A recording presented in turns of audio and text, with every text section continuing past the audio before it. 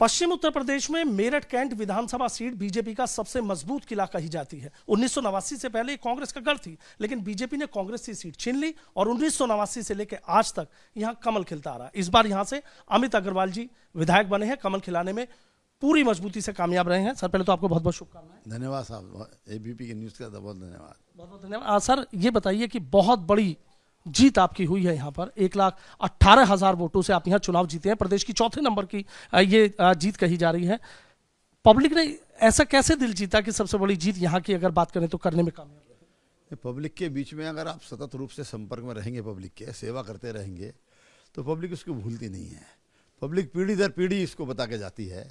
तो मेरा पहला कार्यकाल जो था वो 2002 तक था।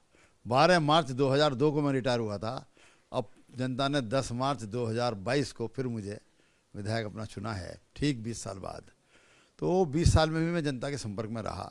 जनता की कोई कठिनाई, जनता कोई कष्ट था तो उसको भी मैंने निवारण करने का प्रयास किया और उनके बीच में मैं सतत रूप से बना रहा, एक राजनीतिक कार्यकर्ता के रूप में।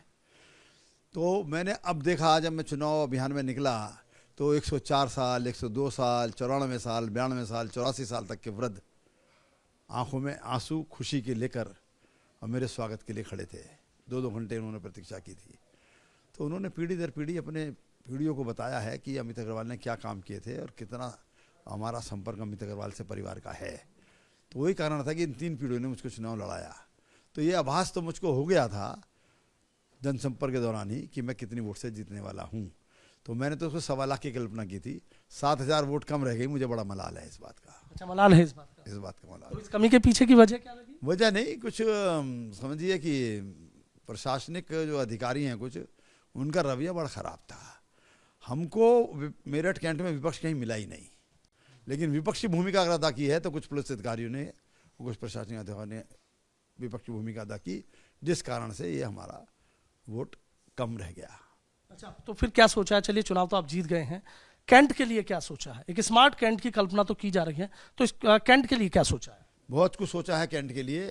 कैंट में सबसे बड़ी समस्या यातायात की इस समय हो गई है। जब मैंने पहला कार्यकाल था तो मैंने यातायात को बड़ा सुगम कराया था, लेकिन आज आबादी क्योंकि दुगनी हो गई उस समय से, तब 214 का वोट था मेरा, आज 428 का वोटर लिस्ट है। दुगनी आबादी हो गई तो फिर रास्ते तंग पड़ गए। तो उसके लिए मेरठ में, क्योंकि मेरठ कैंट एजुकेशन का हब है, बहुत विद्यालय, बहुत विश्वविद्यालय, बहुत पब्लिक स्कूल्स यहाँ पर हैं। उनके बच्चों को आने जाने में कठिनाई होती है और बच्चों का एक्सीडेंट हो जाता है, बच्चों का की मृत्यु हो जाती है, तो दिल पर जो है बड़ा प्रहार होता है कि किसी का लाल चला गया। तो मैं तो सबसे प्रथम प्रशासन से मिलके वैकल्पिक रास्तों की व्यवस्था करूँगा।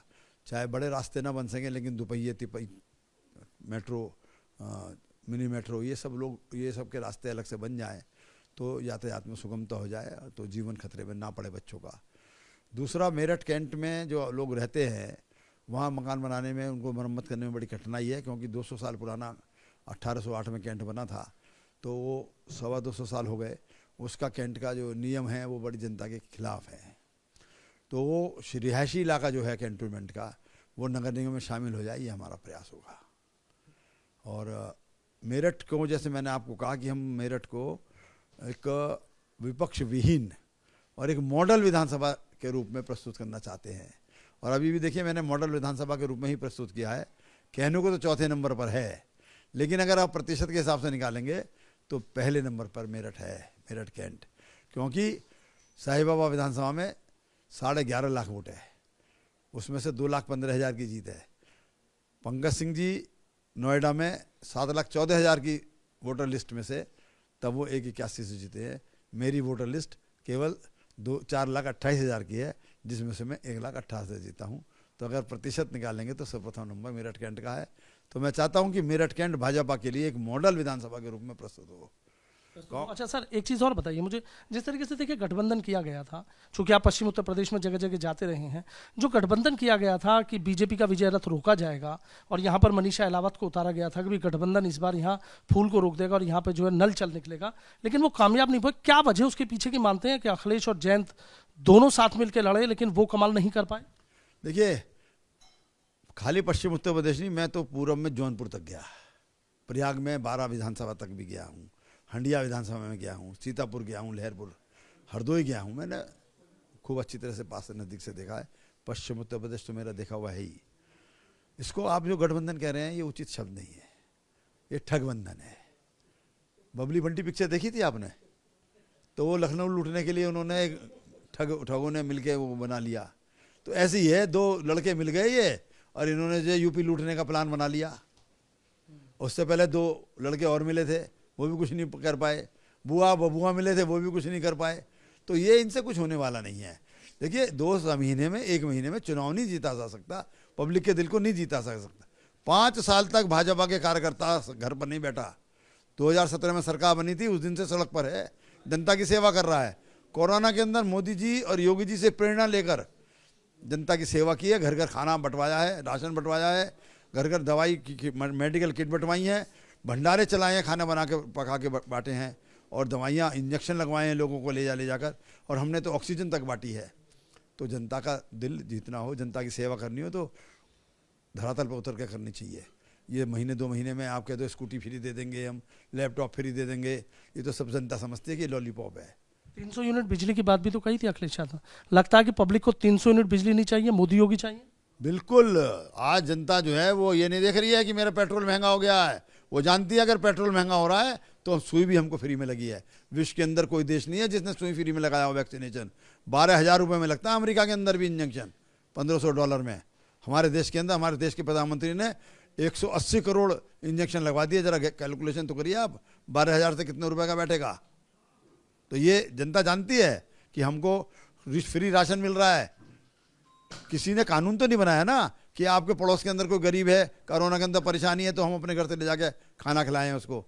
ये तो मानवता है ना, समाज है। इसलिए तो जनता को मालूम है कि आज जो गरीबों को राशन बांटा जा रहा है वो हमारे दिए हुए टैक्स में से तो बटेगा। हमें देना है। सबसे बड़ी बात, प्रदेश में और केंद्र में इतनी बड़े सहायता के बाद भी, इतना धन खर्च करने के बाद भी कोई नया टैक्स नहीं लगा है। तो ये मैनेजमेंट ही तो है हमारा कि हम जो हमारे पास फंड हैं, हमारा बजट है, हम उस बजट में ही मेंटेन करके उसको ही मैनेज करके और उसी में सब खर्च कर रहे हैं और बिना कोई नया टैक्स लगाए। अच्छा सर, आखिरी सवाल मेरा ये है, चर्चाएं चल रही हैं, अच्छी वोटों से जीते हैं, पहले भी यहाँ विधायक रहे हैं, एक बड़ी जिम्मेदारी मिलने जा रही है, तो क्या उस बड़ी जिम्मेदारी के लिए तैयार हैं? नहीं, बड़ी जिम्मेदारी पार्टी है। पार्टी अगर संगठन की जिम्मेदारी देगी तो संगठन की जिम्मेदारी को निभाऊंगा। मैं तो जैसे ही उतरा था गाड़ी से शाम को 6:15 बजे, तभी फ़ोन आ गया कि आपकी छुट्टी ख़त्म, अब आप अपने विधानसभा में जाइए। मैं तो अपनी विधानसभा में बैठा हूँ। बोले नहीं, आप प्रभारी हैं सहारनपुर नगर के। तो मैंने प्रभारी था, अब तो चुनाव लड़ लिया मैं।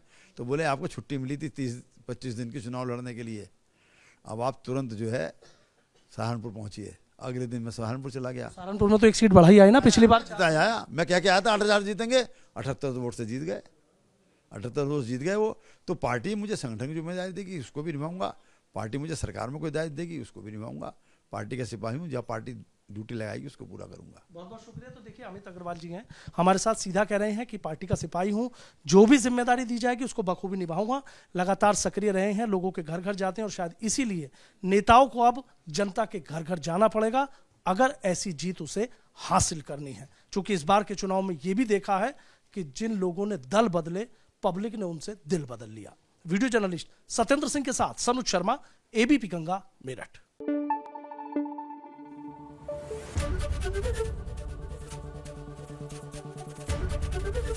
एबीपी गंगा, खबर आपकी, जुबान आपकी।